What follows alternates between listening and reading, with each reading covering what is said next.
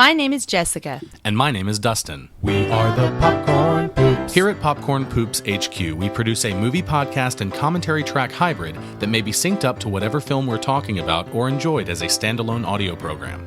Today we will be watching the 2007 film The Orphanage, directed by J.A. Bayona. If you are syncing this recording up to the movie, go ahead and start the film and then press pause as soon as the Picture House logo completely fades to black. It's time to start the film. Syncers, press play at the beep after the countdown. Ready? 3, 2, 1. And we're rolling. Yay! So this was your pick. Yeah. And it's a very you pick. Is it a very Just like you Jessica said, pick? Dumb and Dumber.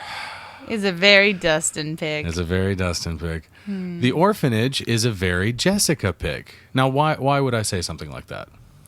Because you know how much I love horror movies, and very specifically supernatural horror movies. Well, most, you mean paranormal, like ghost stories and things like that. Yeah, but I mean supernatural also. I've certainly like I said. I've certainly seen more films than you, but you have undoubtedly seen more horror films than me. I would expect so. Because you have patience like I don't understand for horror movies that I would consider to be boring, like really, really boring. Tone is a lot for me in horror movies, and sometimes I just want a tone that is kind of boring in a horror movie. Like you've compared this movie in it's more negative, like cousins, I guess, in the film like world. The Woman in Black, The Woman in Black, and The Awakening movie, or boring The Others. Period. The Others, yeah, boring period piece haunted house stories that Right. Which deliberately paced and really take their time. Now, of course, when The Woman in Black is an entirely different area for me because that's based on a story which I love very much. But the movies like The Awakening, I know that they're not great films, but I like them just for the tone. So, but this one actually is a fantastic movie. It is. I would agree with that. I think that it is a standout among its peers.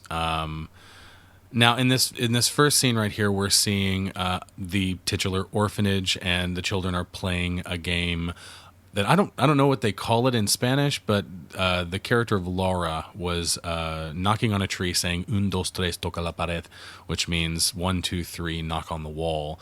And it looks a lot like at least it's played in America. I don't know if it comes from America, but it's a game called Red Light, Green Light that children play. I think it was originally a game. I think I don't know where it originated, but it was Peek Behind the Curtain was the name of it. Oh, okay. I'm not sure where that came from, though. Games are a motif that continually come up in this movie. Oh, yeah, and I love that. In Spain, another thing about this specific game is that in Spain, they don't usually say toca la pared. They say escondite inglés, which is English hideaway, or pollito inglés, which is little chick, okay. English chick. Now, you can see that all of these orphans seem to have some kind of disability. There's a character with braces on their legs. I don't know if it's a boy or girl. And there's a girl that seems to be blind. And actually, the blind character, the writer, told the little girl who plays the blind orphan that she has really pretty eyes. And the girl responds to him by saying, "Oh, do you like them? I picked them out myself." Because it's a little unsettling, but it's it was completely innocent because she was diagnosed at a very young age with a degenerative eye disease that was going to leave her blind, and one of the last things her parents did while she could see was let her see a big selection of glass eyes and choose the ones she wanted. That's cool, but also creepy. Yes, and heartbreaking. Yes, also that. Yeah. This opening here, I love this credit sequence. I think that it's wonderful. It is Sets beautiful the tone for the and just movie. Perfect for this movie. And the music. The music too. Now, the music in this movie is fantastic. Whenever Guillermo del Toro does anything, whenever he is a part of anything, he's a producer on this. Right, yeah. He's a producer on this, but I mean, anything he has his hands on, I typically love the score for. The score for this is by Fernando Velázquez, and it's just perfect, I think. So this character of Laura that was an orphan, we've now seen that she is an adult, and she's married, and she appears to have a child who is yelling at her from his bedroom to come in. Because he's scared, of course. He lives in a big, scary orphanage if now. I was a little kid and I lived in this house, well, I don't know if I'd have been scared. I loved scary movies even when I was a kid. So yeah, walking around the house, you can see that there are things in boxes, and they've clearly just moved in. This house is, of course, and I often say this when I watch ghost story films, but I love this house. I would live there 100 times over. Well, and I sincerely mean that too. Interestingly, the outside of the house is a real location. I'm not sure exactly what the building was. I looked it up at some point and I've already forgotten. But most of the interiors, like 80% of the film, was actually shot on a soundstage. Like these are sets. Yes, but the outside of the house is it's a colonial house.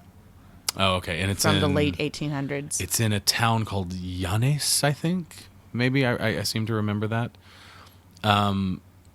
But yes, this is the lead actress right here. Her name is Belen Rueda, and I think she's just wonderful. And you looked up some information about her and kind of the only thing I really stuff around about her casting was one of the things, not her casting, Geraldine Chaplin's casting was who comes up later. Right, she comes up later.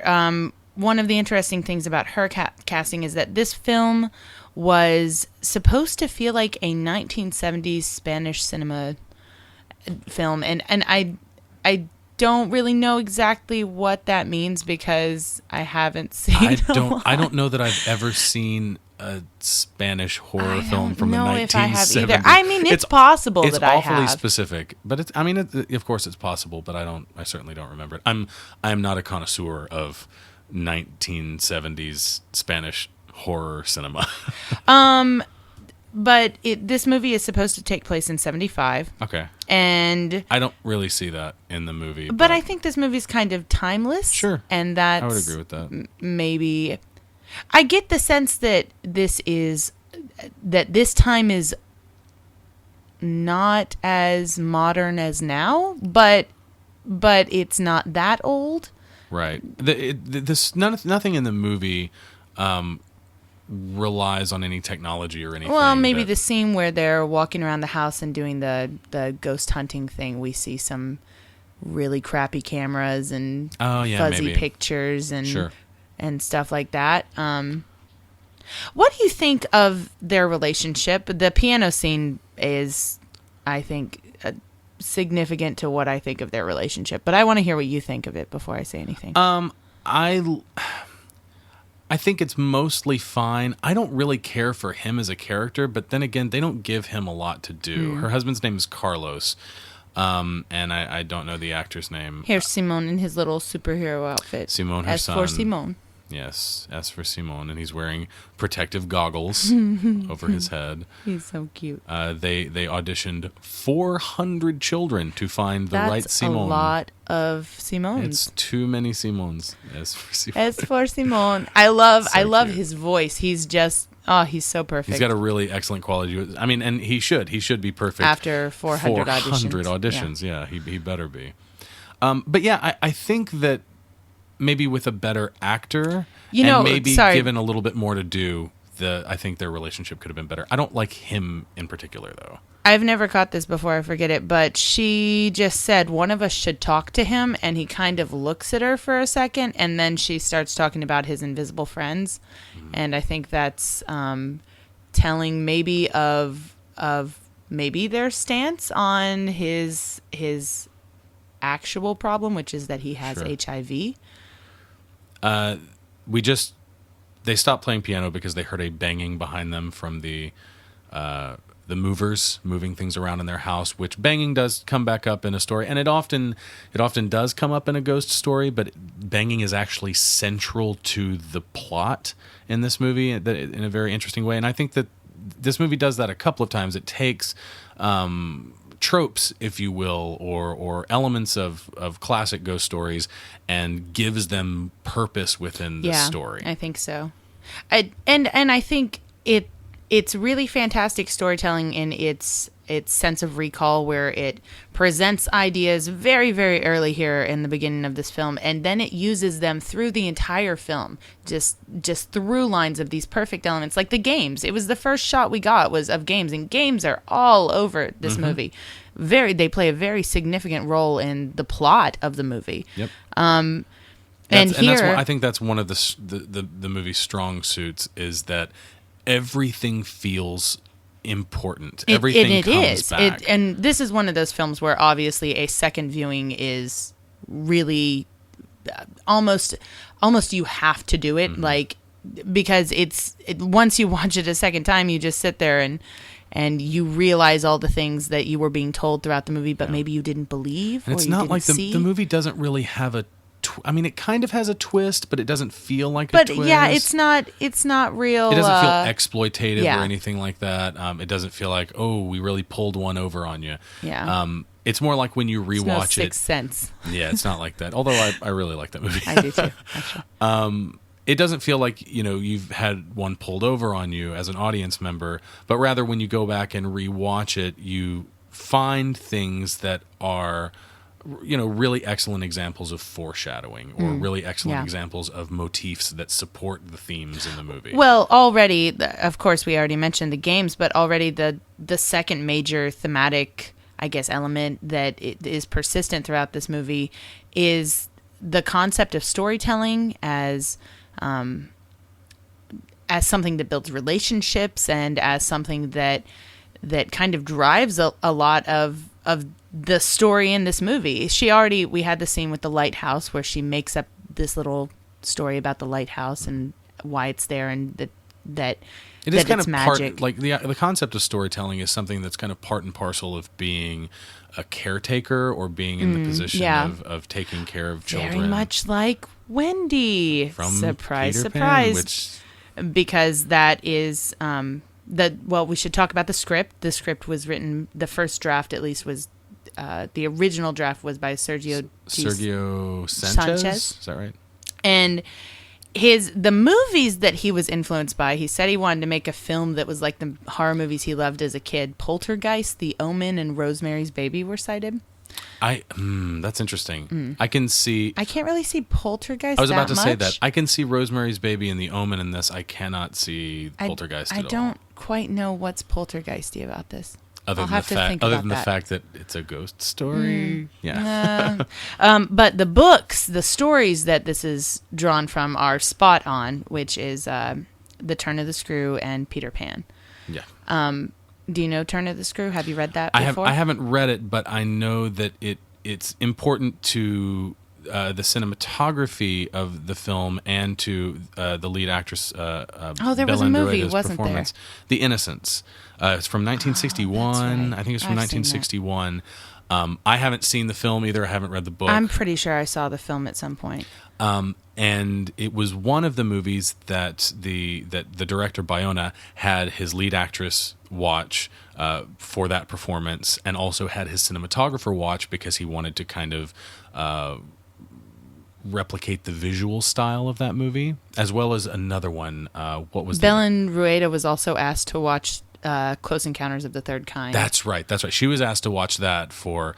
I'm assuming, which I can totally see. Oh yeah, I'm assuming Richard Dreyfuss's performance as a man who kind of gets lost in his obsession, which certainly becomes her path later on. But the cinematographer was also asked to watch another movie. What was it? I think it was a Spanish film, wasn't it?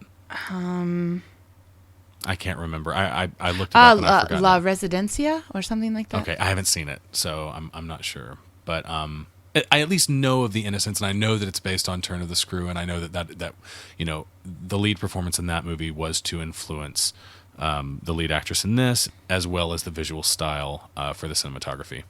But the Peter Pan elements in this story come up in the story itself. In the story itself, in her character. I mean, she's obviously Wendy. Very specifically, she's Wendy, and she's. By the end of the movie, she's sitting in a window surrounded by the Lost Boys. So exactly. To speak. Yeah, and they even call them lost children at some point. She does.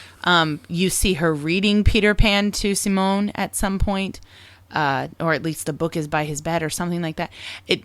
so many elements of that. But Turn of the Screw, though, I've read Turn of the Screw, Henry James, and it. I guess the tone of that story is very, it's that old style ghost story, that creepy big house and the supernatural things that are happening that maybe you don't believe at first, and they're just whispers and creaks and cracks, and it just builds to this. And also Turn of the Screw, it's a descent into madness story, as you can get from the screw. Yeah. Right. So, but yeah, I can definitely see that in this film.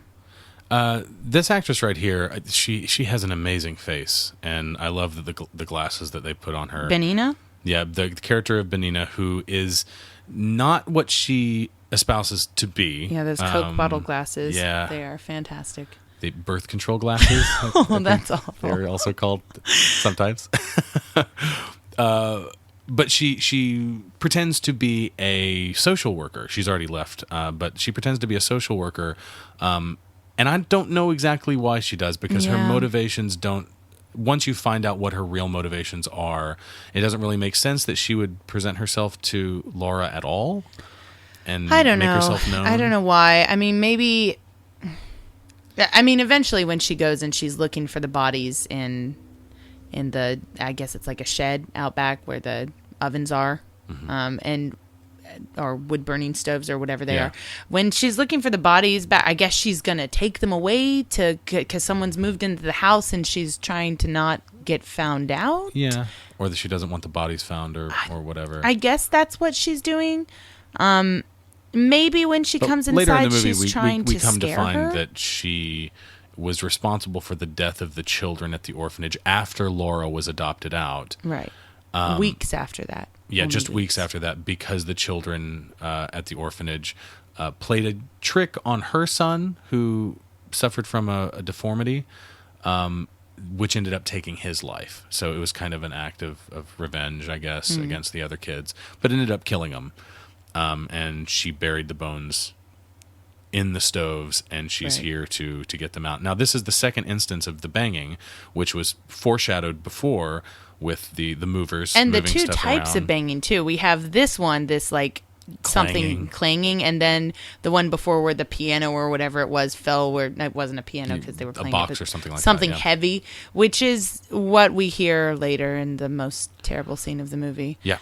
Where we hear some clanging on something, And then something a huge heavy fall. Yeah. heavy fall. Yeah, exactly. And it's not just the random, Creepy ghost noises in the house, as they say, bumps in the night. right?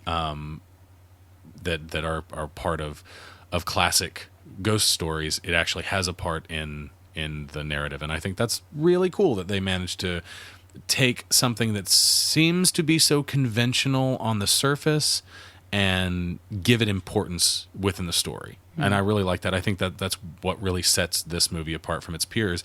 Although watching it, it really does feel like any one of those other kind of boring, deliberately paced, ghost stories. But it's actually it's much, much better than that. I really, really like this movie. I really, really like other boring, deliberately paced. I know you do. Ghost stories. I know so. you do. I don't have the patience for that. I like bad horror movies. Like The Others, and I mean, I didn't love The Others, and I didn't love The Awakening, and I didn't love The Woman in Black. I think the problem with The Others was that it had the same twist as The Sixth Sense, like the year after The Sixth Sense came out. But I love the tone to those movies. The Woman in Black is a whole nother thing that I won't get into, but that's because it's a fantastic story that I love, a fantastic short story. Full disclosure, novella. I haven't actually seen The Woman in Black. I just know it's got Harry Potter in it. Is that rude? Is that rude to continue calling him? No, it's not. But the movie is really not fantastic. But the story it's based on is fantastic. Fantastic is a very high qualification. It's really good. Okay. The story is really good. The movie is really not. But I like the tone to those movies. Even when I don't like the movies, I still. Oh, that's interesting. I like to fall he just asleep to asked them. her if she's going to bash the old lady's head in, which refers to the only, even though it's a horror movie, there's only one scene of gore There in the is entire movie. only one scene of gore, and it is and that delicious. old lady gets it. She In the head. she is bestowed that honor. Yeah, I love some gore, and that is... I do too. I was saying I really like bad horror movies. I do like bad horror movies. I don't like boring horror movies. But like if they have bad practical effects and lots of gore and blood, I don't necessarily care if the story is bad as long as there's something there to entertain me. That's an example of a really bad horror movie that you love. Trauma movies. Mm-hmm. Yeah. Okay. Yeah, I love, but I can put up with a lot more of the other bad elements just for a little good gore, a few good jumps, even if they're cheap jumps. Sure. But then that being said, I never rate any of those movies as movies that I particularly like, but when they do those things and then they also have a fantastic story and great acting and beautiful tone like this movie, then it's just one of my favorite movies ever.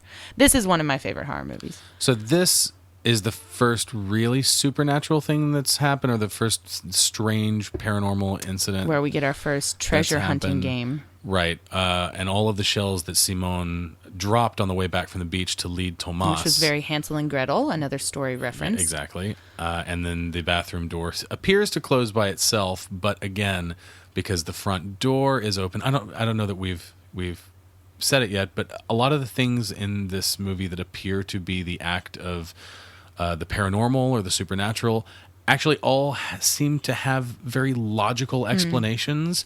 So that as an audience member, you can... here he is reading Peter and Wendy. Yes. You can go back and forth and be like, is she losing her mind? There's an explanation for this. Is there? Isn't there?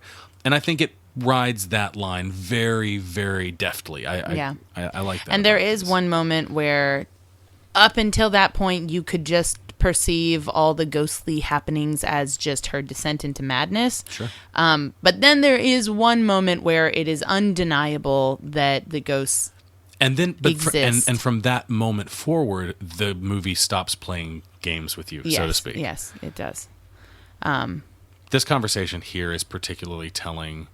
Yes, it is. It's very, very foreshadowing. I'm not going to grow up. Which to her, she's sitting there thinking, "I don't want to grow up."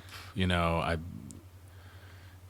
her, she's thinking, he's sick, and I'm thinking about my boy having HIV and being. But what does he mean by that? Does he mean that he knows? And that's something that again comes up a little bit later.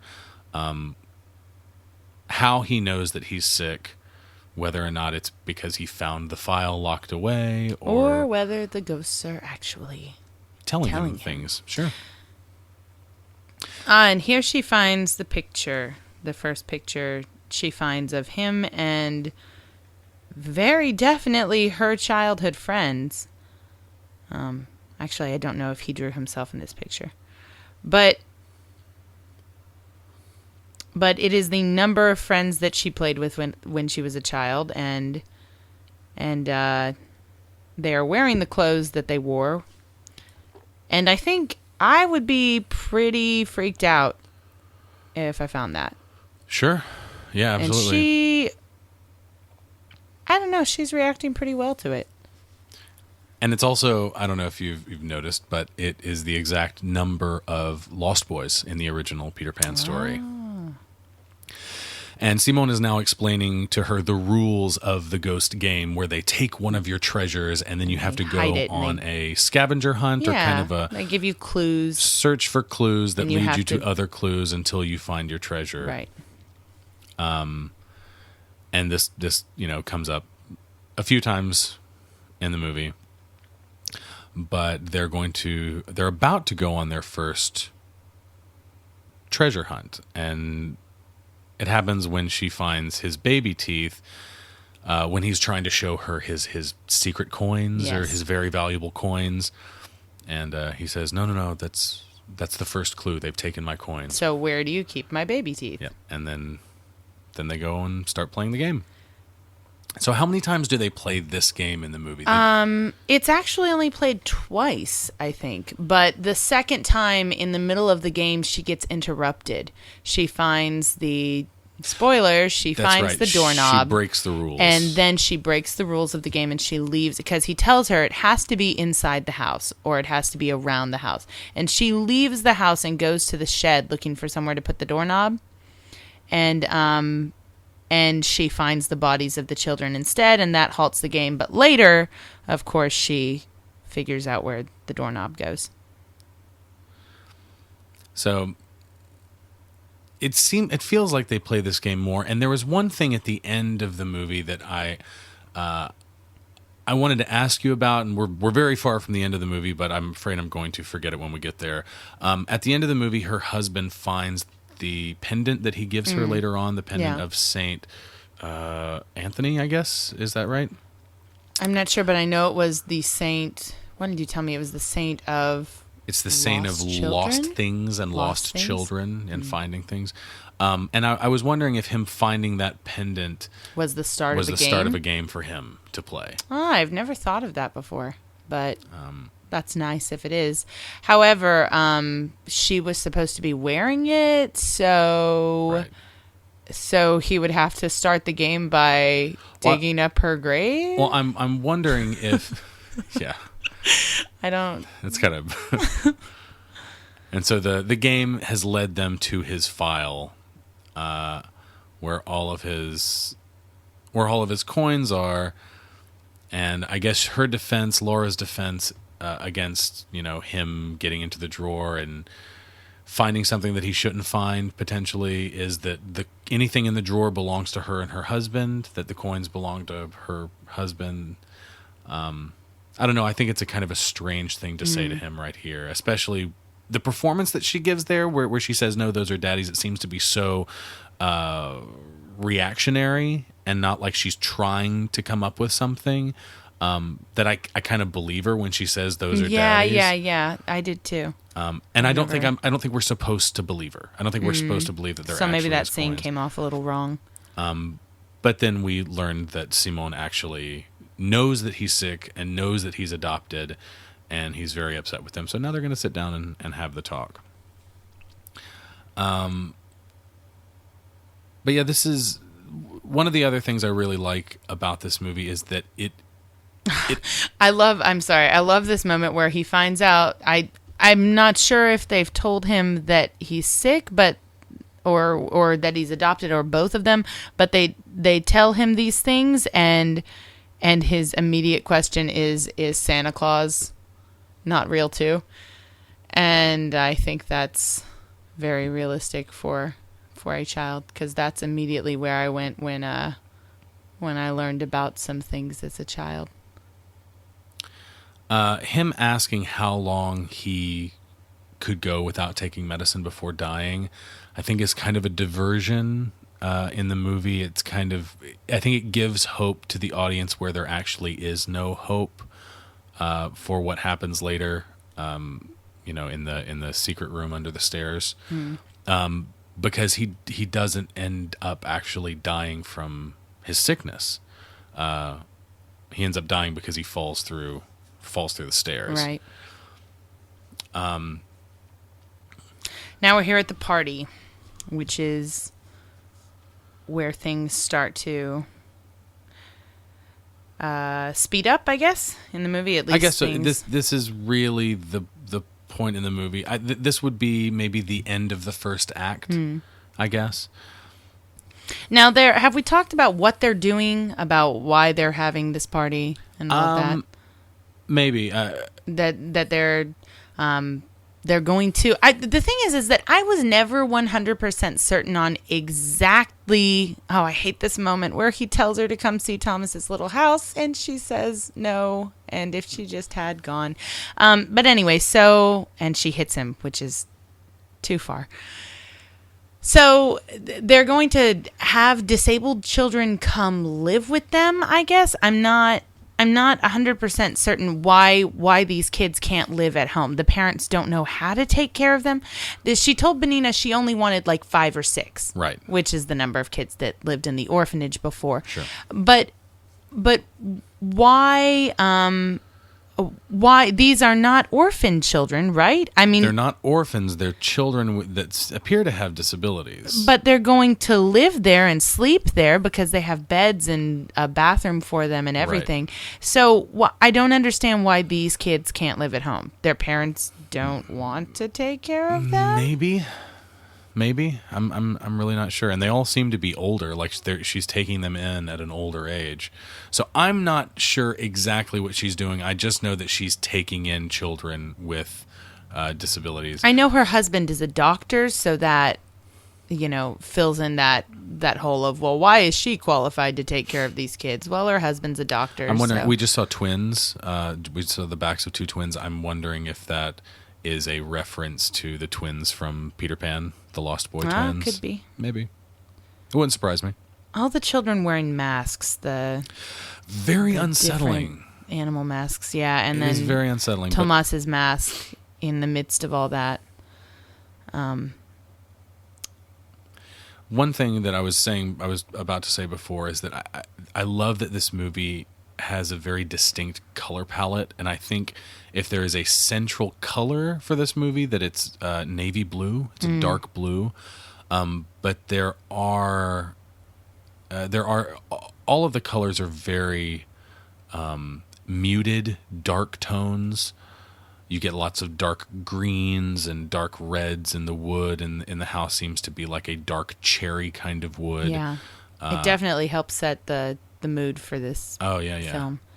But yeah, I would say that if there is such a thing as a central color in a color palette, the noises that Simone, I guess this is supposed to be Simone here, who's wearing the breathing Tomas's stuff. mask. The breathing stuff is the weird, creepy breathing thing is the only thing that makes me think that maybe this isn't Simone. Right. And I guess we're supposed to think maybe this isn't Simone, but then eventually we're supposed to believe that it is, I guess, and that, I don't know. Who is this boy? Is it Simone or is it Tomas? I mean, we're definitely not supposed to know for sure, but yeah, the breathing thing is kind of weird. I think that's the only thing that might clue us into thinking that maybe it is Tomas and not Simone. Did you see the little tongue? He stuck out his tongue through the mask. I never noticed that before. This is horrible. Yeah, where she rips pulls off her nail. Oh, no. No. Oh, I hate it. So what I was saying is that if there is such thing as a central color, I think that it's probably the color of their uniforms, of the the clothing that the children dress in the orphanage. But I remember when you were flipping through this movie, and you literally, when you started talking about the color palette of this movie, you just started skipping, and you were like blue, blue, blue, blue, blue. Yep. Yeah, there seems to be dark blue and navy blue. Every scene? Every shot, it seems to be. And here is the moment that I hate the most in this whole movie, where she opens the closet and the beams fall out and she shoves them back inside the closet. Mm-hmm. And that's it right there. And then we've done it. Every time I watch that scene, it's hard. It's hard to watch because you know what she's just done. It's just awful. And we haven't really talked about our philosophy on spoilers on this. I'm of the belief that you shouldn't be listening to this unless you've already seen the movie, or if you don't care. But even then, I feel like you should probably watch the movie first before listening to this and trying to sync this up. Yeah, don't watch a movie the first time with commentary. That sounds like a bad idea. I've never done that. Why would you do that? I don't know. I definitely wouldn't do that. But anyway, yeah, so basically what she has done is she has unknowingly trapped her son, Simon, in a secret room behind that storage room under the stairs. Mm. And then here she immediately goes to the place where Tomas died, where he was trapped and couldn't get out. And that's interesting because I've never thought about that before. The first place she goes and she thinks she sees him, but I guess who she's seeing here is Tomas. Yeah. Definitely.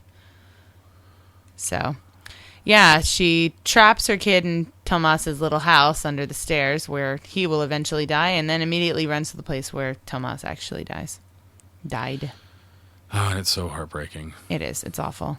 This That moment and then the banging moment that's about to come up. Those two moments, every time I watch it, I just cringe. It's so awful. this this might be one of the most beautiful horror films ever made. I think this movie is so insanely well shot. Yeah. I love it. Like I love that, especially like I said, I keep talking about the color, but I love its sense of color, and that it's consistent in its sense of color. This doctor right here is played by the producer Guillermo del Toro, and a director in his own right of films such as Pan's Labyrinth. There he is. Oh, I see. He's got a really filthy mouth when he talks, doesn't he? He does. He cusses a lot. Yes, he does. He really loves the word fuck. But he's brilliant. Yeah, I really love him. Pan's Labyrinth is... We have to do a Guillermo del Toro it's movie one on of Popcorn Poops. my favorite movies. So this is we're introduced to a new character here. This is Pilar. She's a police psychologist, and she's going to play kind of a central role, somewhat in the rest of the movie. She comes up a few times, and in one scene in particular to deliver some important exposition about maybe not what's going on according to what she thinks, but what has happened in the past, that sheds some light on the mysteries. Which that's the one thing in this movie where I do kind of hesitate, because it's hard for me to believe that even so this is supposed to be set in 1975, so they didn't have the internet, right? They couldn't just get on Google, and we live in a quote unquote haunted house. Well, so someone was murdered here, right? but, So and someone else died here also, but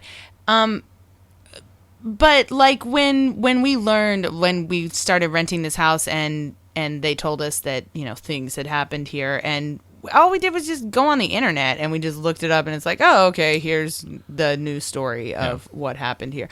They couldn't do that back then. I respect that, but it's still hard for me to buy that she didn't know that all those kids died. That she never looked back in on. Let's see how all my orphan friends are doing. Who's responsible for, 6 children? Like, if 6 children were living here, someone was responsible for them, and if they just suddenly disappeared... Right?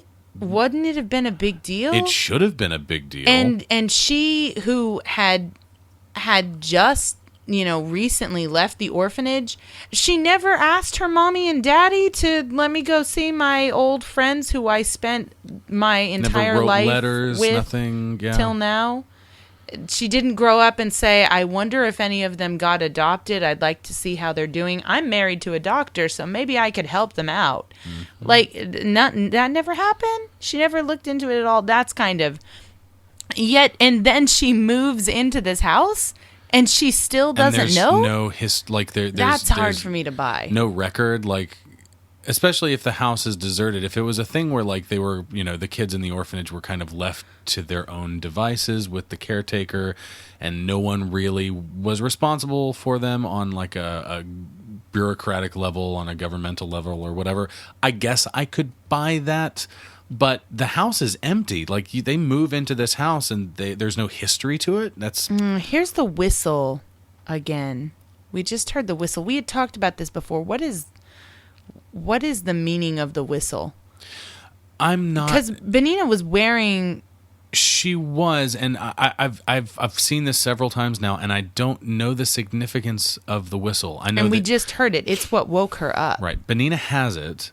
It's Benina's whistle. Does she have it when she dies? She does have it when she dies because Laura finds it on her. So why did we just hear a whistle now? See? And this is the scene where the second most horrible scene in this movie. Right. Where there is some creepy, seemingly cliche horror movie shaking and rattling.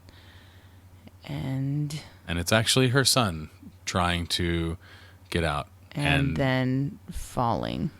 Yeah, and the large crash was him falling through the stairs and hitting his head, I guess, and dying. I think he's supposed to have broken his neck. Yeah, I guess so. That's probably.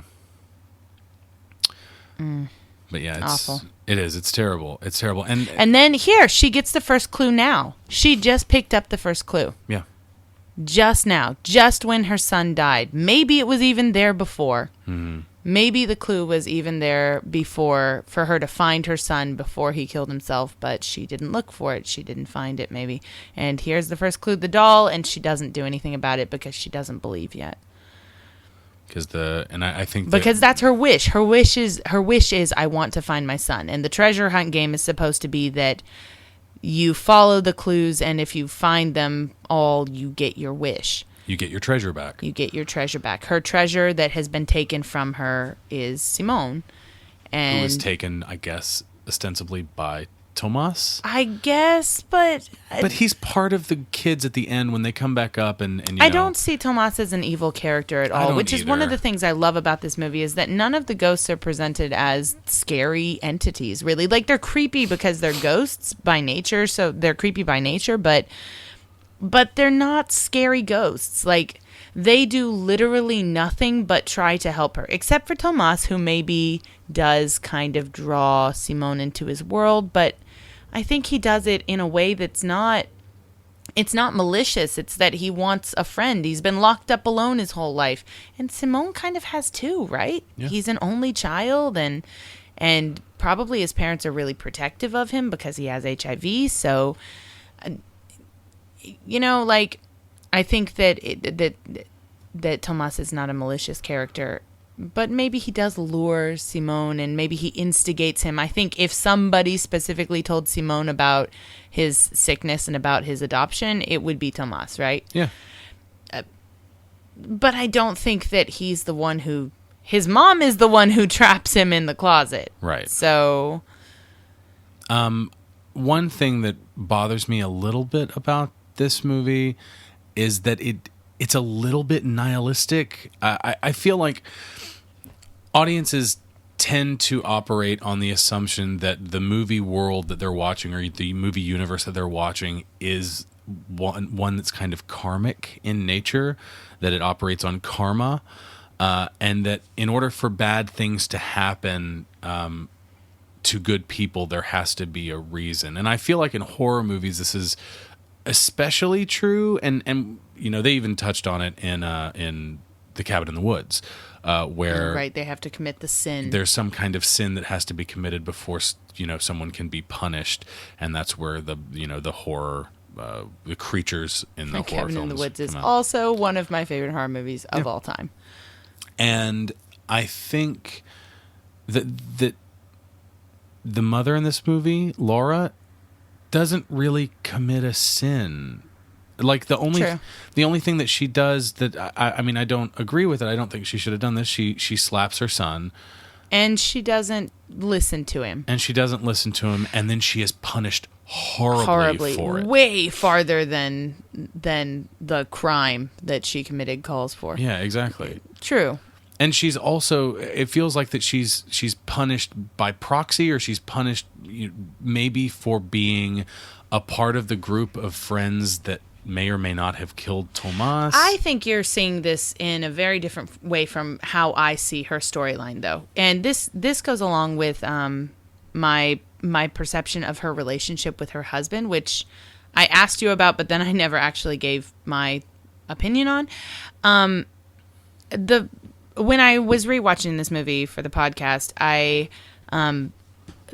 got to the piano scene and I was like, this is a cliche way to build character relationship. Yeah. Oh, look, he's playing a piece, and then she sits down and is, you know, playing with him, and they're complimenting each other, and it shows their good part. And I was like, I don't buy this relationship because of that. It isn't real to me because of that. It's nice imagery, but it's not real.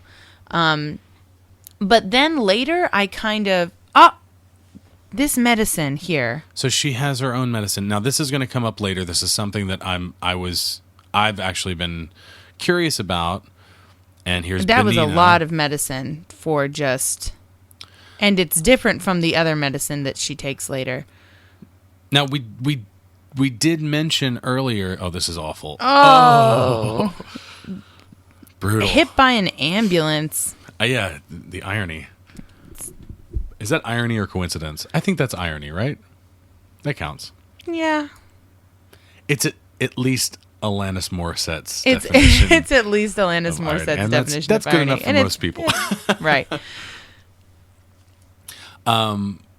But yeah, earlier in the film, we talked about how all of the children at the orphanage seemed to have some kind of disability, and it seemed to be Laura's motivation for getting other children with disabilities to come back to the orphanage, and so she could be their caretaker, just like the kids she grew up with.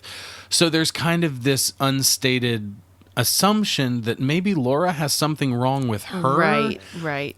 And the fact that she adopted a boy, Simon, Who's HIV positive. She's married to a doctor. She adopted a child who's HIV positive. She grew up in an orphanage that, at least if it didn't exclusively... This is the moment also where we think we're not going to get the gore. Like, we're about to get a little gore, and then he does CPR and has the blood all over his face. See, right there. So we get it a for a little gore, and we're second. like, It's like, they're going to be damn it, classy they about didn't it. show it to us. I really wanted to see it.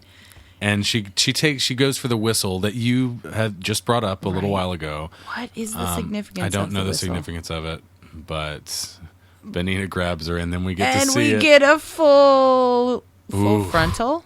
Do we get to, Yeah, say sure. that for the gore? Full frontal gore. It's I'll accept beautiful. The jaw just it's ripped awful. off. It's awful. That's fantastic. that. Good stuff. So, anyways, what was I saying? She adopts a child with HIV. She's married to a doctor. She grew up in an orphanage that, if not exclusively, at least mostly had children with disabilities, or had a large number of children with disabilities. So the idea that maybe she's sick too is not a stretch for me. And later we're going to hit a moment where it really makes me question it. Really makes me question. So Benina in this photograph has the whistle around her neck as well. So it's not even Tomas's whistle. It's not like... Then why did we hear it? We his heard it. Did we means hear it before that moment where he was hitting the stuff in the wall? The whistle woke her up. She was like swimming through the ocean, And the whistle woke her up. I don't know the significance. I think it might be a loose end. Maybe they were planning on doing something more with... Oh, but Tomas also has a whistle. It looks like. Why was she swimming? Why was she swimming in that dream? The only reference we have to water, the only point of reference we have is the sea, where Tomas died. Drowns. So Tomas drowns. So she's swimming. She hears a whistle. I think there's a connection there. Okay. Yeah, maybe a loose one, but... Maybe something that I know that the director, Bayona, I know that he cut a lot of the original script. And there was apparently the outcome of the orphan specifically was different. I don't know. I didn't read the original script, so I don't know exactly what was different. But maybe there was more to the whistle before, and now it's just kind of like a very loose illusion. So we just got the exposition that I talked about. The Pilar, the police investigator, the police psychologist, gives Laura a bunch of information about how Benina used to work at the orphanage, and her son Tomas also worked there. And I think she also said that Tomas was killed in an accident. Or does that come up later? I wasn't exactly paying attention. It comes up at some point. I'm not sure if she got it there, but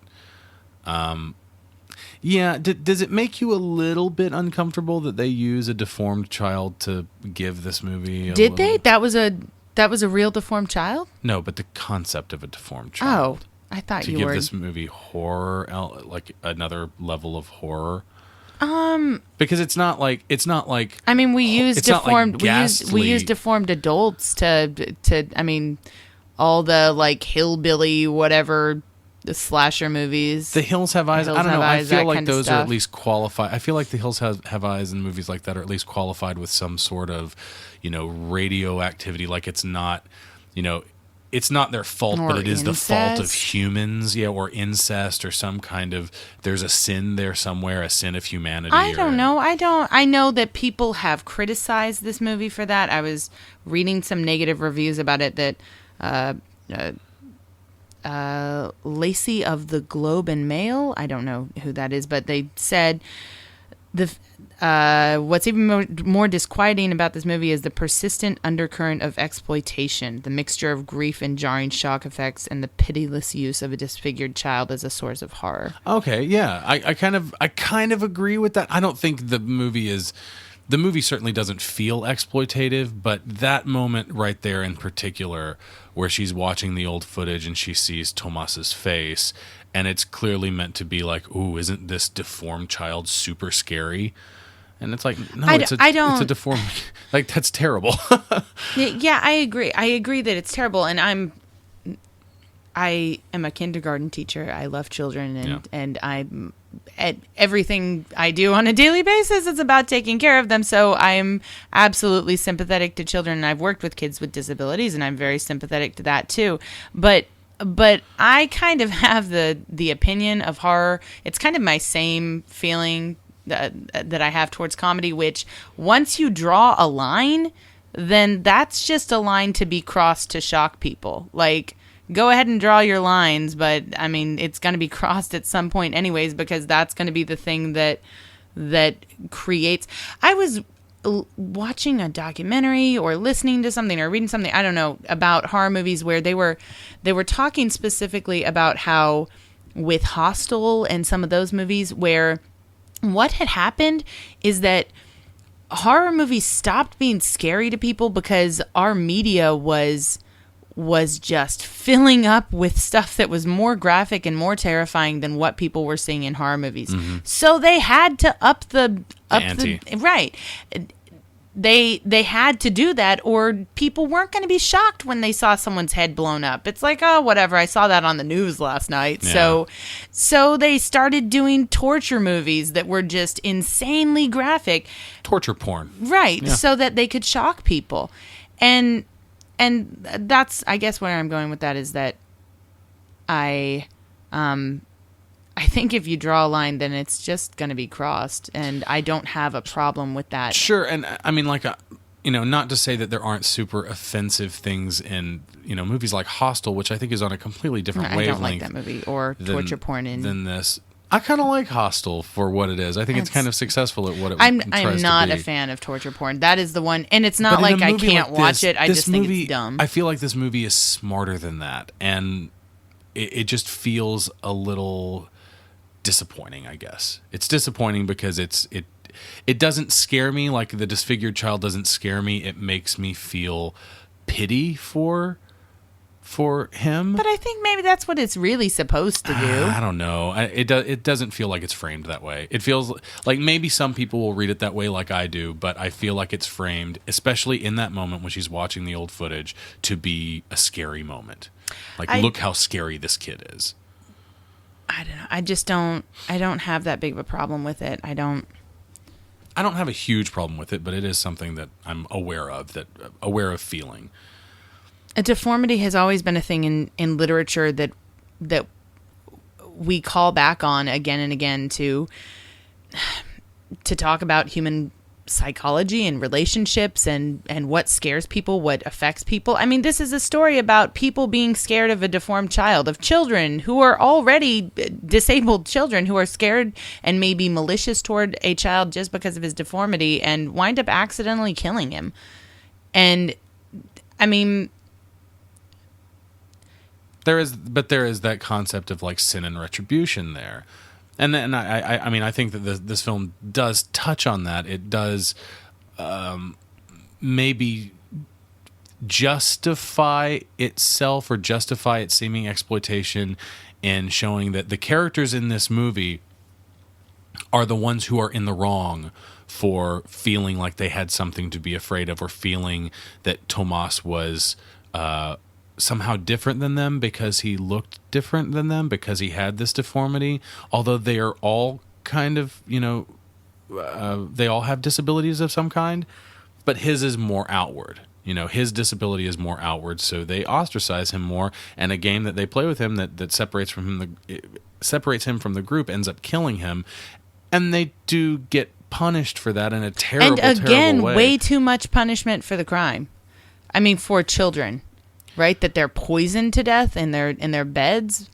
Like that's. I mean, that I guess that's because they didn't a maliciously kill him. They accidentally. They didn't mean, and they didn't actually kill him. They just stole his mask. That's all they did. Is they stole his mask and he ran away because he was scared. And now that you say that, I feel like the nihilism that I was talking about before, in that her sin is that she accidentally, or she slaps her son.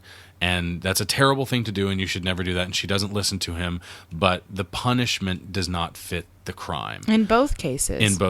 And I feel like that's kind of... It's just a game. What the children do is just another of the games in this movie. It's one of the many, many games that we see played and played again. They play a trick on Tomas. They steal his mask, and because he's ashamed of what he looks like and he's scared, he hides in his cave. So thematically, he dies, and the children die for it. So do you think morally it's kind of a cautionary tale to be sure that, I don't know. to be aware that sometimes in life the punishment doesn't match the crime, and it is more. Okay, I could see that as a cautionary tale. We are at one of my favorite parts of this movie. The medium has come to the house, and this is actually one of the only moments in the movie where you can see technology that appears to be period technology. The actress, the medium, what's her name? What's the character's? The character's name is Aurora. Aurora. Yeah, Geraldine Chaplin was cast. Earlier I was talking about the 1970s, how this is supposed to feel like a 1970s Spanish film. And one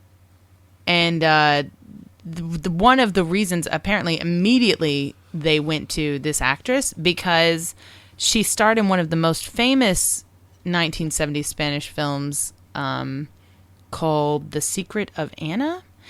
I'm not sure if it was a horror movie or not, but I know that she played a ghost, I believe, in it. So there were at least paranormal, supernatural elements. Do you think this is kind of supposed to be a cameo of sorts? Maybe to there's some kind of Spanish, movie aficionados, right? Like maybe they would. There's a 1970s Spanish horror through line there that.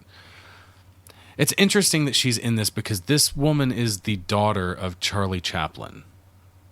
The woman who plays the medium is Geraldine Chaplin. She's the daughter of Charlie Chaplin, and she speaks English, Spanish, and French fluently. Wow. And I think that she's been in more Spanish films than, I wish I could speak 3 languages fluently. And she's been in mostly Spanish films, as I understand it. Don't feel bad. Only most of my students speak, 3 or 4 languages fluently, and they're only 4. Great. So that's awesome. Don't feel bad about it. No, or anything. I won't feel bad immediately. They make fun of each other when they get older. There are kids who pick on other kids if they only know 2 or 3 languages. Now, this right here, I think this is interesting color-wise because in these scenes, especially because of the tint of the monitors, the color palette does kind of skew a little bit matrix green is how I like to put it. It is matrix green. That's nice. It this looks like it was... I love this scene because there are so many things in this movie that are... this movie has been criticized for... one of the quotes I got from the New York Times was the film is a diverting, overwrought ghost story that relies on basic and durable horror movie techniques. Was that A.O. Scott? It was. And I don't think that's true because I think that what it does is it takes a framework of classic horror stories and horror movies, ghost story movies specifically, and it uses a lot of the same elements, but it uses them in a unique or really well thought out way. Usually we get a medium or we get something like that in the house. We usually get something like that in a ghost story movie, but this is so unique where she's in the past in her mind and she can see the house as it was and not as it is, and she's literally walking through it, describing what she sees and what's there. I love it. I absolutely love it. This may be when I'm waiting for her to I'm waiting for something. There's a moment where she screams. Yes, that's what I'm waiting for because because I want to say something about that when it happens. I think we looked up the same stuff. Oh, did we? Yeah. You go ahead and say it. I think so. This she didn't shoot for very long on this movie, but the director, this stuff right here, I think, or at least Geraldine Chaplin's stuff, like this stuff right here, was all on her first day of shooting, as I understand it. And the director, J.A. Bayona, he thought he would break the ice, I guess, in meeting the daughter of Charlie Chaplin and a veteran actress in her own right. And the way he did that was by hiding under a bed and grabbing her leg as she knelt down in the dark in this scene coming up. And she screams, and the scream that they capture is genuine. Yeah. From of her actually being scared. Being frightened by the director. I love this moment. Oh, where she opens the door and we just hear the children screaming. And you feel how mortified she is. And it's one of those very I think that was the Hitchcock scream right there. I think that was her scream. We heard it. Was it? Yeah, maybe.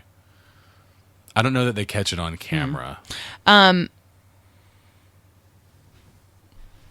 It's one of those very what's the correct way to say it? Hitchcockian moments where our imaginations are way more terrifying than anything they could have ever shown us. If they just showed us I would say that's even more Lovecraftian.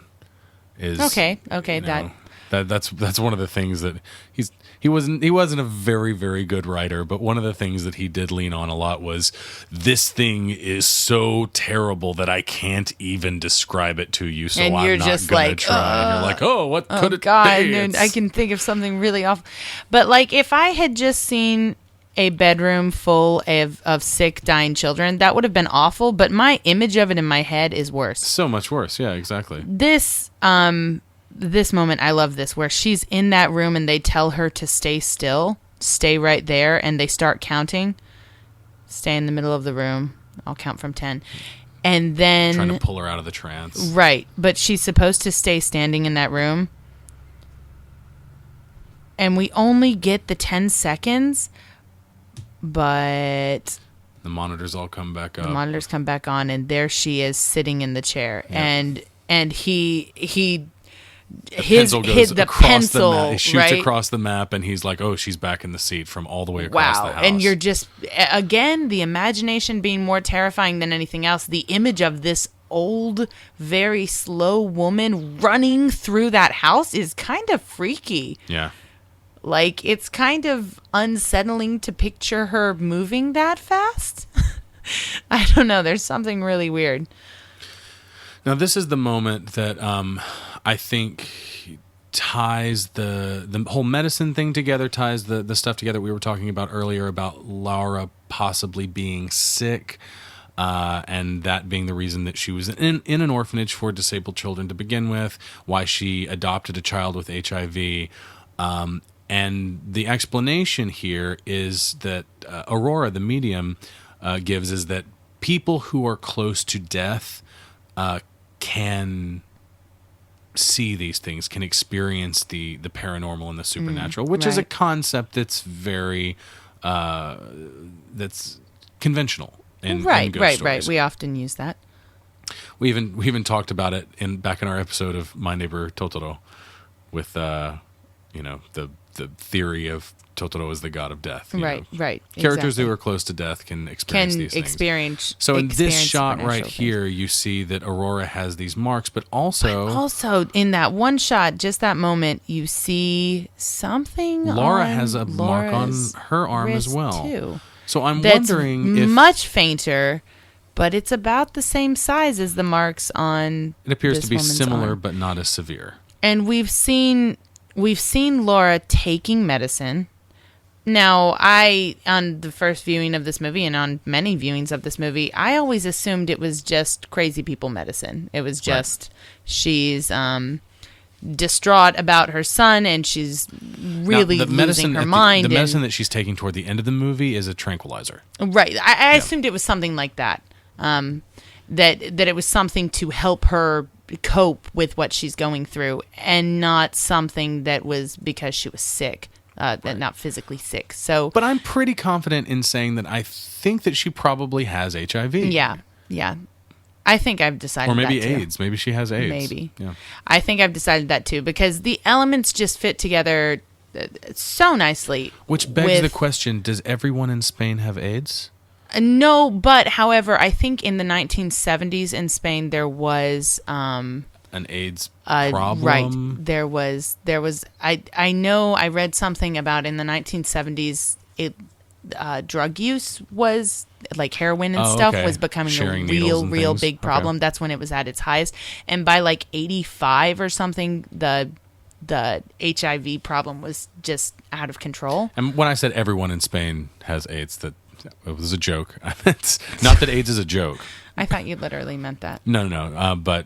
Yeah, it does beg the question, though, like, was this a problem? And I guess it was. Yeah, I think so. Again, if we're going with this is supposed to be a film from the 1970s, that was an issue that was happening then, that started to become an issue then. Anyway, so yeah, I believe that fits. Her being sick specifically with HIV or AIDS makes sense to me. It makes sense because the other children in her orphanage were disabled.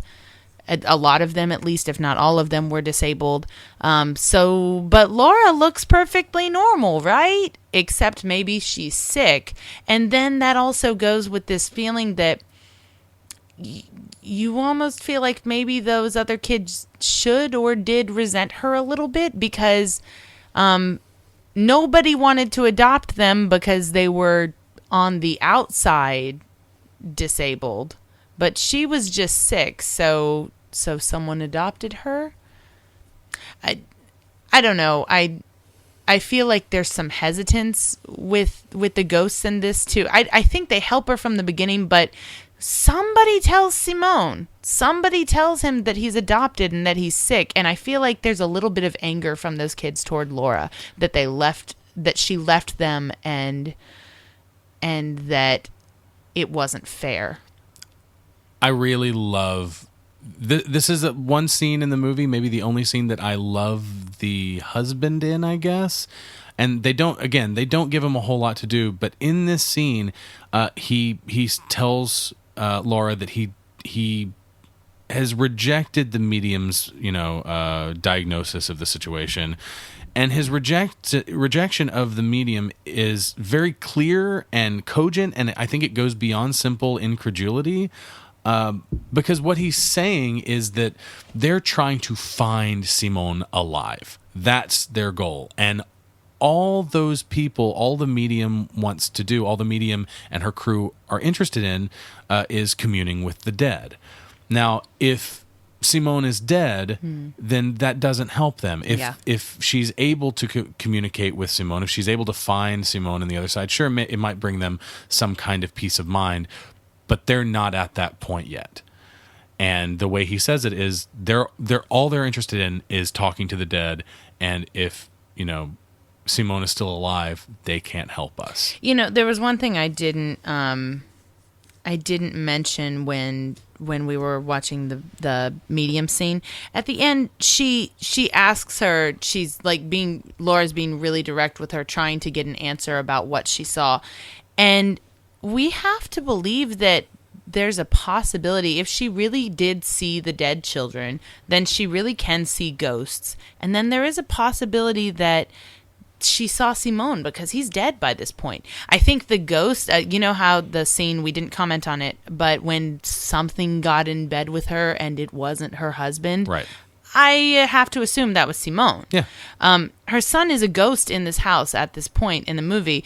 The medium probably would have seen him, maybe, or at least felt him or something. But she went back in time. She went back in didn't she? time, but still, I just had this feeling because she tells her, just believe and you'll see.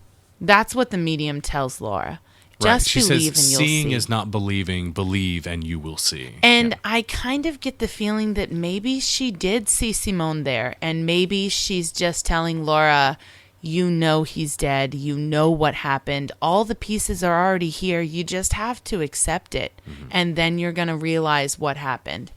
It's like, I get the feeling that she knows, but she doesn't want to come out and be like, okay, let's go downstairs and open up the closet. She just wants her to come to it on her own because I think she thinks that Laura already knows deep inside, that she already knows her son is dead and she knows where he is. She just doesn't believe it yet. And here we have hit the point where she's starting to believe. She picks up the doll that she had already found way back. Mm-hmm. And she believes enough that she starts to play the game. Now, again, when I watched this movie recently, I see that the rose is dried. And when she's picking up this dried rose, and she goes out, and it's from a rose bush where the roses aren't dead. They're very much alive. So that rose has been there in the photo book for a long time.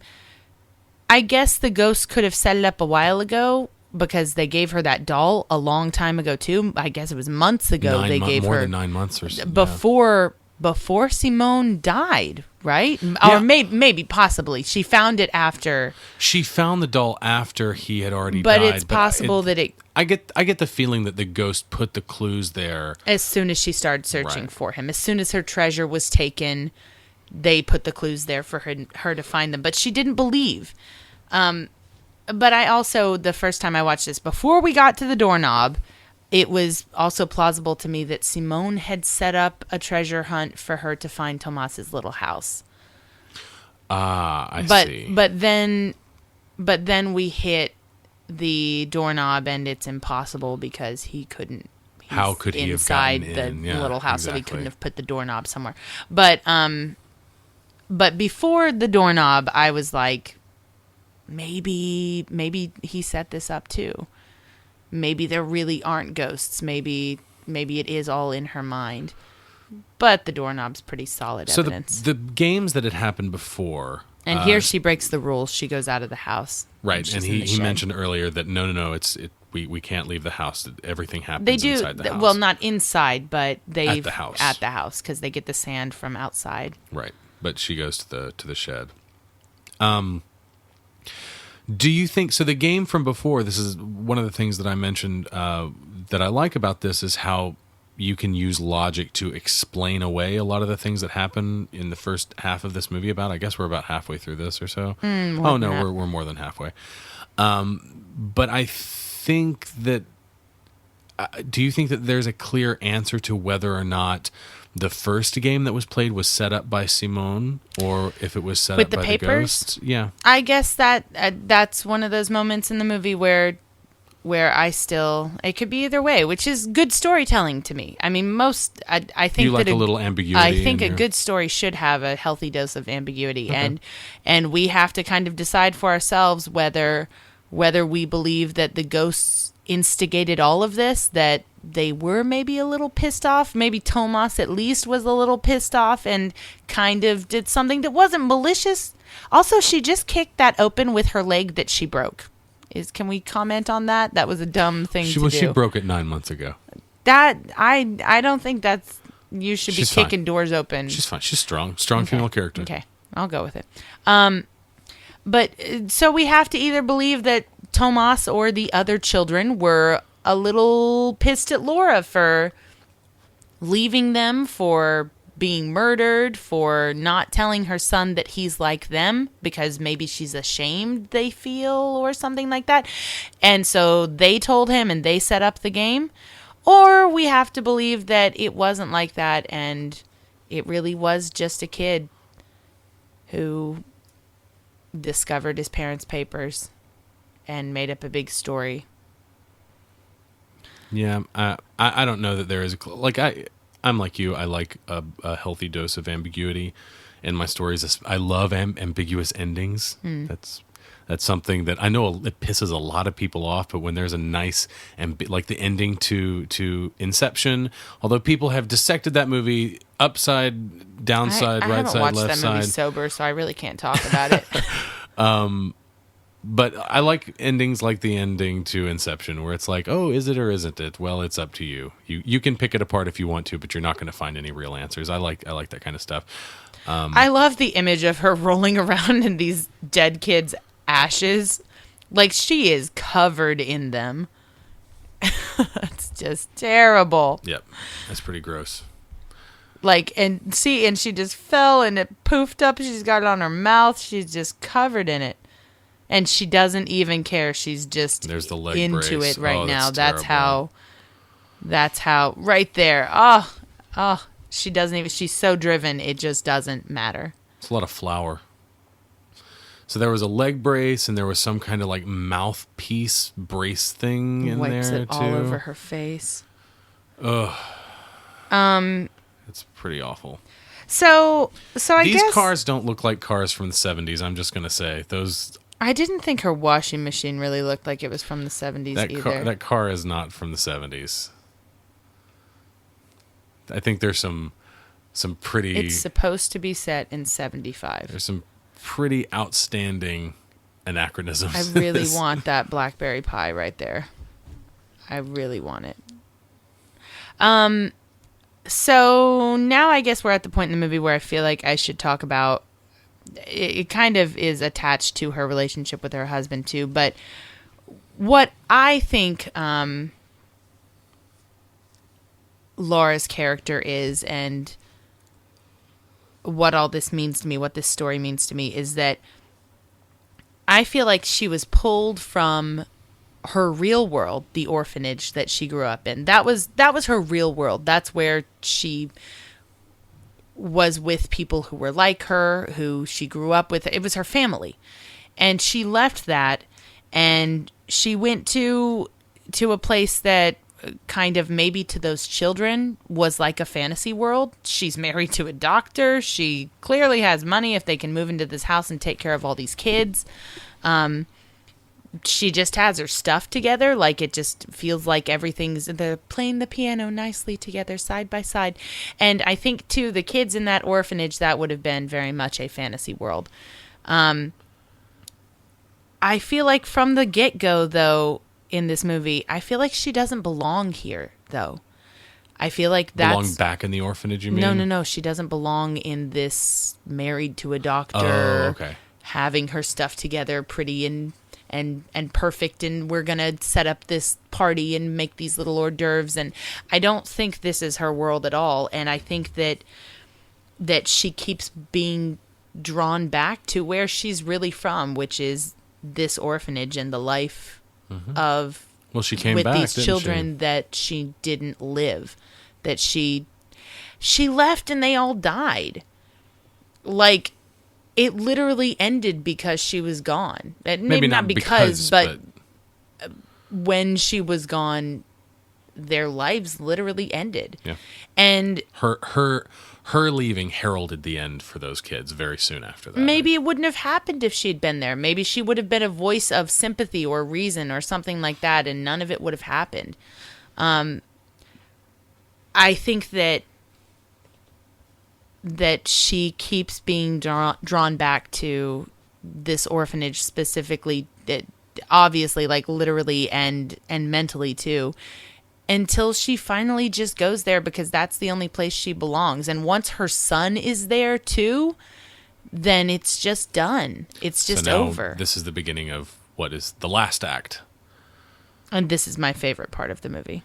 My very favorite part is when she just gets on it. And I feel how tired she is. Like, her lifting all these baskets full of clothes and setting up all this stuff. It just... Putting together the beds. Putting together those old beds and just nailing them in. I feel how also exhausted she is. Getting rid of all the stuff that didn't exist in that time period. Like, getting rid of all those books and things.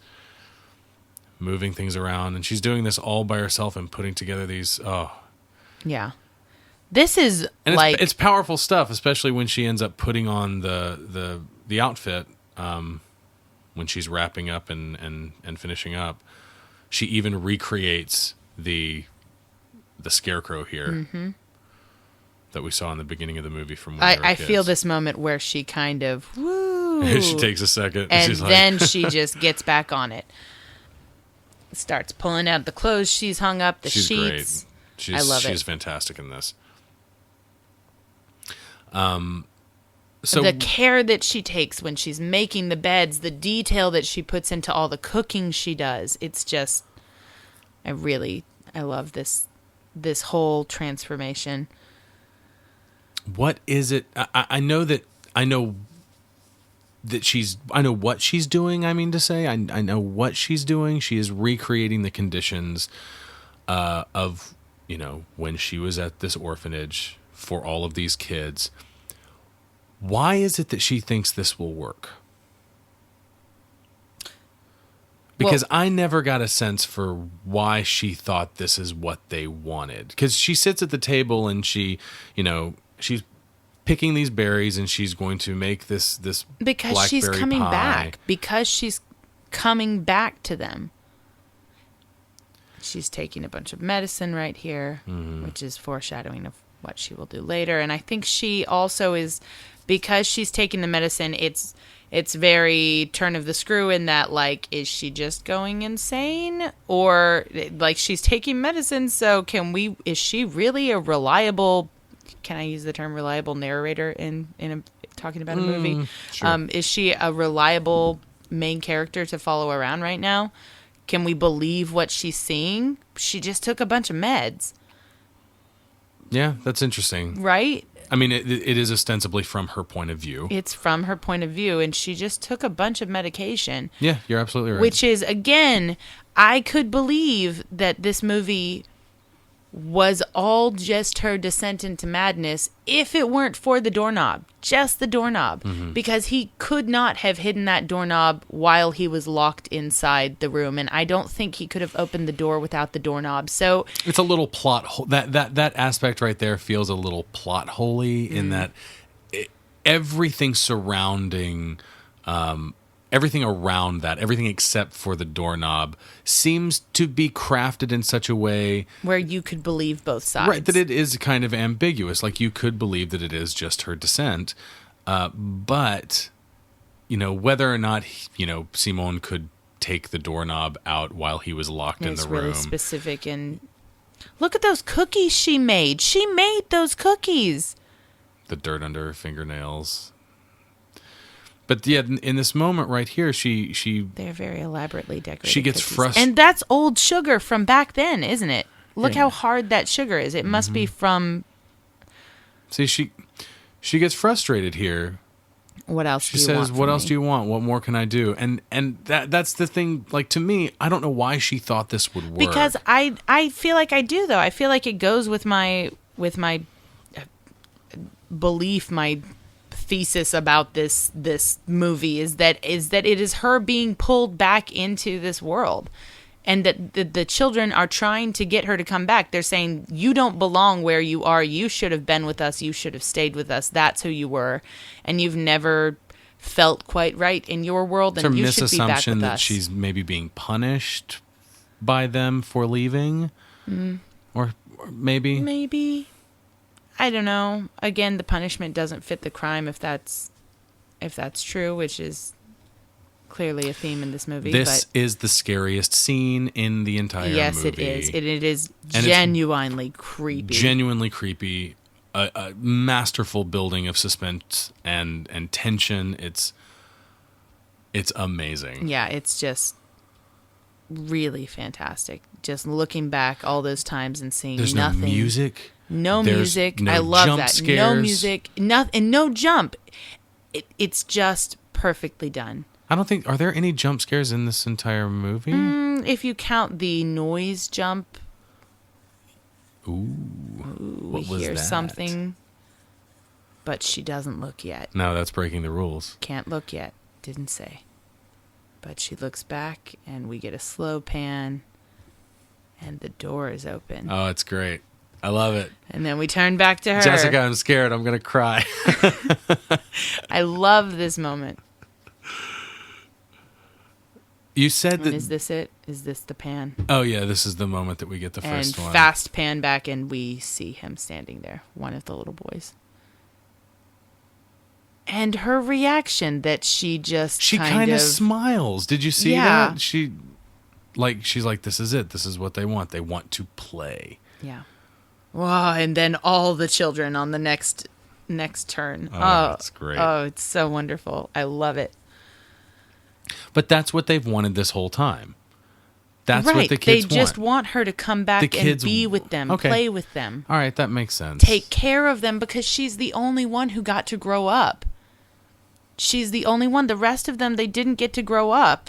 And just like Simone, he says, I don't want to grow up. I'm not going to grow up.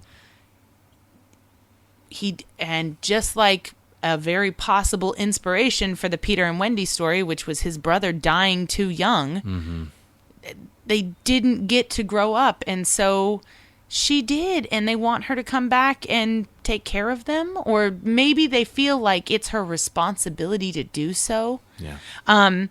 What is at the very beginning of the movie, in the scene which we feel like is kind of unnecessary with Benina coming into the house, yeah. she says to her, she kind of calls her out because Laura says she only wants like 5 or 6 kids, and Benina, pretending to be a social worker, kind of calls her out on it and accuses her of believing that it would be too complicated to have more kids than that. Mm-hmm. And the look on Laura's face is kind of like, wow, you're kind of being a bitch right now. Like it's definitely a negative accusation. Sure. And I think that maybe subconsciously there's something like that. Like there's something about the children feeling like that too, that why can't you take care of us too? Or I don't know. They feeling jealous or something? Yeah. Okay. Maybe. Why aren't you taking care of us? You got to grow up. You got to leave this place, and we didn't. That's interesting. Yeah, the chills in this movie, the creepy stuff in this movie to me is exactly the kind of feeling that I look for when I watch a horror movie, where I don't want to be jump scared. That I'll put up with it, and I'll watch movies that do that kind of stuff, and I'm whatever about it. I don't hate it, but it's cheap. Yeah. But it's not a real scare. I can't hold on to it. I can't. It doesn't feel earned. And I can't go back on it and think about it later and feel that like kind of sick, queasy feeling where you're just like, oh my God, that really freaked. A jump scare doesn't come to, like, I don't recall it when I'm walking down a dark hallway by myself. I don't unwillingly see an image of a jump scare in my mind. What I see unwillingly in my mind is a scene like this where, oh God, I'm about to see something that I don't intend to see. You see the twin girls at the end of the hallway. Right, the twin girls Stanley at the end of the Kubrick's hallway The standing Shining. there. What was that movie the J-horror where there's the shot, it's the one about, it's twin girls again. It's the twin girls in the house, and I'm not sure. You've seen like a bajillion J-horror yeah, movies. I really have, but I'm trying to remember. It may not even be a J-horror. It may be a Korean horror movie, but I think it's Korean, actually. K-horror? A K-horror? Yeah, whatever. But there's a moment where they're looking at this kitchen table, and the whole shot is focused on that, and it pans away, and when we look back, there is off to the side, a creepy, Asian horror style grudge, hair and face, creepy girl, underneath a sink. Oh, it's a Tale of Two Sisters. Yes, it Tale is of Two Korean. Sisters. It is a Korean horror that movie. moment is just, oh God, and it stays with you for any time that you are in a scary, dark place by yourself, because it's one of those things where you're gonna see something out of the corner of your eye that you don't want to see, and that's way scarier than a scream or a jump or a monster in your face. So she's found La Casita de Tomás. Tomás's little house. And all of his drawings are of the other kids. Of the other who of the he other just wanted to orphans. play with. And instead, when they played with him, they killed played him. a trick on him, and I think unintentionally killed him. Look at I all the agree. shells on the wall, I guess, from the beach. Mm-hmm.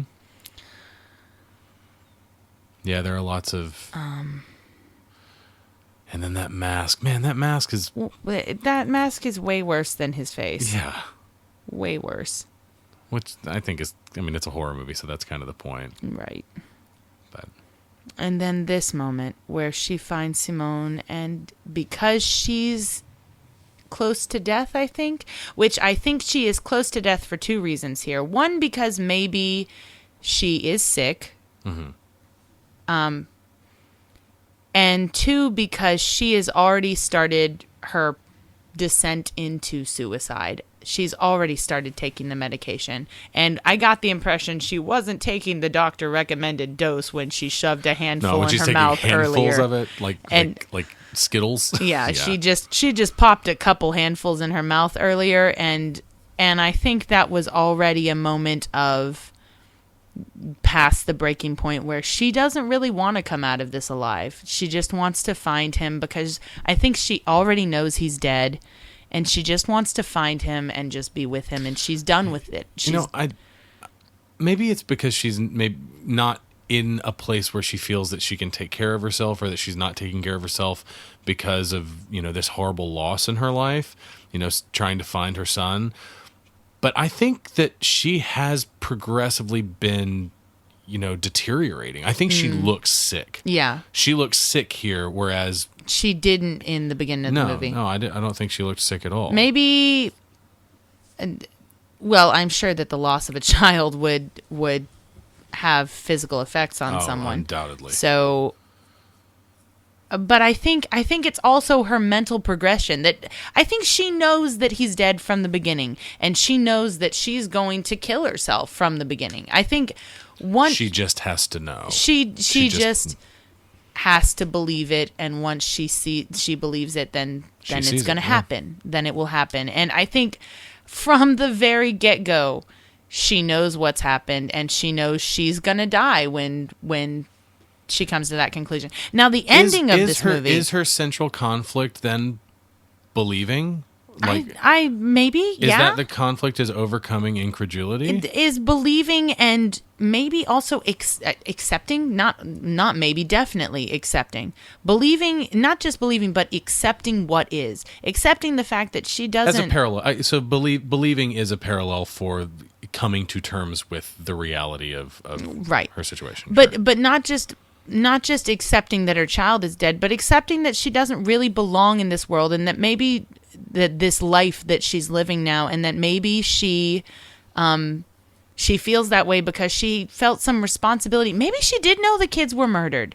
Maybe she did know that. Maybe she moved into this house knowing that and already. Wanted to take in kids because she felt guilty felt guilty about it, because she's married to a doctor and has a child who she's adopted and is living happily, and feels guilty for it because of the children and the family she grew up with, because she left them. But she doesn't remember Tomás. I don't think so. Do you see, and the flashbacks here, she does look a lot healthier earlier. Yeah. She's very clearly been deteriorating. Yeah. I think she's dying already. It's a descent into death as much as it is a descent into madness. She knows she's going to commit suicide, or at least subconsciously there's a part of her that knows that's what's going to happen. It's weird. This movie does kind of have a happy ending. It does. It is kind of a happy ending. But you know ending. what? Again, with talking about the negative critiques of this movie, a lot of people, not a lot, but at least some critics from the New York Daily News, Jack Matthews, he said the ending of the film was one of the worst of the season. Oh, wow. So I really like the ending to this movie. yeah, I do too. But I think and for some reason I remember when this movie came out, a lot of people talking trash about the ending, not liking that she commits suicide at the end. Huh. I mean, it does kind of play into what I do feel is Because it's like, are we condoning it? Are we exploiting it? Right? Is that what you're I was saying before that this film seems to have a thread of nihilism that runs through it, where this isn't a karmic universe that this takes place in, that sometimes, like I said, the punishment is not always equal to the crime. Sometimes it's more severe. And I think that her having to commit suicide to, I guess, be redeemed for her sins, however light they may have been. Not that slapping your son is a good thing, but you know what I mean. I do feel it's kind of heavy. It is heavy. But despite that, the ending is played as a happy one. It is a. It's interesting that there's a joyous. It's interesting that reunion you're saying that this film is a world where the storybook things don't actually happen, where stuff isn't fair. When this is a film that one of the major themes is storytelling, and old stories. Where those things do happen, where the happy endings do happen. Well, I think that the film gets to have its cake and eat it too. I guess so. Yeah. It gets to have it both ways. It does get to exist in a world that feels a little bit nihilistic and feels a little unfair, but it also gets to have its happy ending. The prop for the dead Simone here is really awful. Yeah. I mean that in a... Can I say positive when I'm talking about a dead child? I don't think that ever is a word that her you can symbolically, use with that. I think she takes off the pendant here. Because she's letting go of her husband, and she's letting go of the life that she doesn't belong in, and she's the life letting that go she's of the choosing life, to and go back to. also symbolically, she's removing the pendant because, Saint Anthony is the Anthony of lost things. Anthony of lost things. Saint Anthony is the Anthony of many things. Is the saint of lost things. Is the saint of lost things and lost children, and she's found her lost treasure, so she doesn't need it anymore. And we hear the creaking in the house as the children start to come, which should be this really creepy moment, and it still is. Like, it still keeps that up. Yeah. But it, at this point, we have literally no fear of them, because we realize by this point that the children, except for maybe the potential that they incited Simone's interest in the truths about him, except for that potential, they haven't done anything but try to help her find her kid. They gave her the doorknob. They gave her the doll. And I love that the lighthouse is on here, which is what lets us know that we are not in the real world anymore. It's the same world anymore. And there is, I guess, Laura looking at herself as a child. Yes. And that child running away because she's replaced it. I guess so. She's replaced the ghost of this little girl that left them. And she's come back to take care of them. Which is really, I always cry at the end of this movie. It's such a beautiful ending. It's so sad, but so perfectly rounded. So getting back to the allusions to Peter Pan, we talked about some of this before. We're going to see 6 children in this scene, which reflects the 6 lost boys. Mm-hmm. She in this moment, she does refer to them as lost children. And I guess if you think about what Simone said earlier about, the fact that he's not going to grow up, I guess the afterlife itself is like Neverland. Like the very concept of an afterlife is Neverland in this, allusion to Peter Pan. And of course, Laura is Wendy. She goes to quote unquote Neverland, being the afterlife, to be a mother for the quote unquote lost boys, which are actually the ghosts of the children in the orphanage. Now, I don't know if this is an intentional reference. I'm going to say it is because I like it. But I think this moment right here, the face touching, is a Hook reference. I think it's a reference to the movie Hook.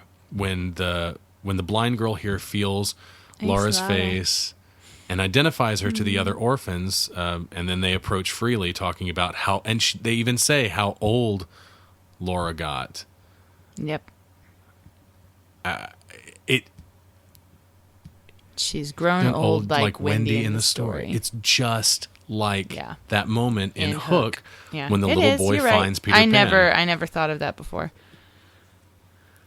Now, I don't know if Hook is the kind of masterwork that you want to be. But it's a referencing, retelling of a story that they're definitely drawing heavily on. So I do, and it's a good moment from that movie. It's one of my favorite moments in that movie. It's one of the best moments in that movie. And here she goes, immediately starting to tell them a story. Mm-hmm. Her first act so as pretty. caregiver. I love it. How can you not like this ending? I know. I love this because she commits suicide, because we are then condoning suicide by giving a positive ending after someone commits suicide. That's why people don't like it. I mean, it has to be. That has to be. Because we're putting something positive after someone commits suicide, and we're supposed to say suicide is always negative. So. I don't care. I like the ending. I think it's really sweet. I do too. It's the only ending that could have made me feel okay at the end of this movie. And then the very last bit here with her husband going over to the memorial plaque, I guess, that he's placed in front of the house in memory of Laura and Simone, all the orphans, all of their names. All the orphans, including Tomas. Tomas gets his own line. Mm-hmm. Even in death, separated from the others, of course. I wouldn't have gone there. And then there's the seashells all over the bottom. That's a nice touch. Oh, I'd never noticed that before. That is a nice touch. All over the bottom of the memorial tomb-looking headstone. But don't you use that only for grave markers? It looked like a grave marker. But no one's buried there. Now, this is the thing that I was talking about before. Is this... And he's up in the room where she died. He's up in the room where she died, and he finds the pendant that he gave her. But the treasure that he has lost now is his wife, taken by the children, as they do when they play the games. Mm-hmm. And they've left as his first clue the pendant. The door's open. He looks up and smiles and maybe sees his wife. Cuts to credits. But do you think you can read it that way? Do you think as the start of a game? As the start of a game for him to start playing that? I mean, I guess so. I don't. That maybe he has a place in this world with them too. That I mean, why not? Why can't he have a place in this world? I don't know. I think it works. I think so too. I don't think he'll play it though. I don't think that's in his character. So there's not a lot in his character though. Let's be real. At the ending here, I want to mention that. So in 2007, the rights to remake this movie, I heard about this, as an English version American movie, where the rights were purchased, and I guess Guillermo del Toro has a hand in it. He's gonna produce it again or something like that. Yeah, this has been in production for a while. I don't know that it's actually going to happen. Yeah, I guess the directors have already changed once. The script, which was written luckily by Sergio Sanchez, by the guy who wrote this script. Yeah. By him and by Larry Fessenden, who was the first chosen director for the movie. Oh, okay. But then he was replaced by someone else. I don't know, somebody else, some other name that I don't know. But so, however, I kind of like some of the comments that Bayona, the director of this original and very good movie that does not need to be remade, some of the things he said about it on remakes. He has commented that the Americans have all the money in the world but can't do anything, while we can do whatever we want but don't have the money. Oh, that's so true. And then he says, and the American industry doesn't take chances. That's why they remake movies that were already big hits. Man, that's so true. Isn't that just... Oh, that's terrible. It's it's awful, but it's so true. This premiered at the Cannes Film Festival in France, where it received a 10-minute standing ovation. Wow. I don't know of a lot of movies that can say that, but that's amazing, because Cannes is like the snootiest of the snooty film festivals in the world, and 10-minute standing ovation there is really, really something. I can't imagine that. I mean, if I were in the position of Bayona, the filmmaker, or anyone who worked on this film, and I was in that room for that standing ovation, I would just be in tears. Oh, God, yeah. I would be just I wouldn't. Sobbing hysterically. That's amazing. You're like, okay, I can die now. I'm good. Some other interesting trivia. This scored the biggest box office opening for a film in Spain, outgrossing the similarly successful Pan's Labyrinth. It outgrossed Pan's Labyrinth. That's crazy. What do you think's a better movie, this or Pan's Labyrinth? Pan's Labyrinth. Yeah. Pan's Labyrinth is, I think, I'd is agree. Guillermo del Toro's masterpiece. It's an incredible movie. I don't think this is a masterpiece. I think it's a really good movie, but it's a little...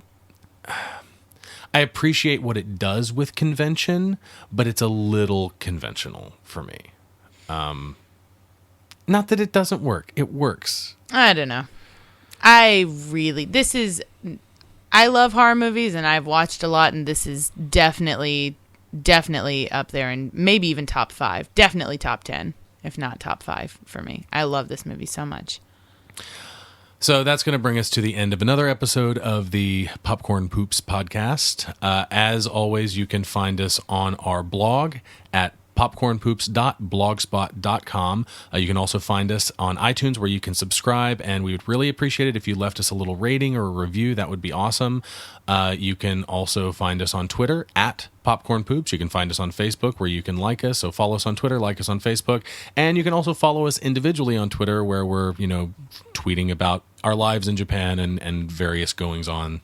And my Twitter handle is at Dusty Cram Cram. Mine is at Jesse Casper with a K. If you have a question or a comment, you can email us at thepopcornpoops@gmail.com, and we'd like to hear from you. So until next time, we will catch you guys later. Bye-bye. We are the Popcorn Poops.